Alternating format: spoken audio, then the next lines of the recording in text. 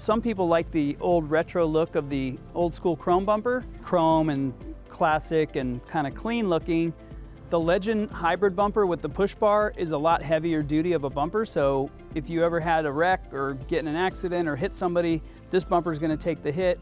Whereas if you have an accident with the chrome bumper, you're probably going to sustain a little bit of body damage, but that's a much cleaner, more classic look.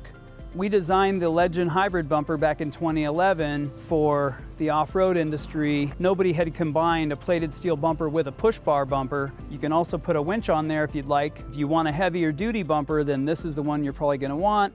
This will get you out of a bind if you ever get stuck. You can hook your winch up to a tree or get someone to pull you out. If you're going to have a Legend build, then I would like the Legend bumper on there. But if you're going to go with an old school build, I'd say the chrome bumper is more unique and more classic looking.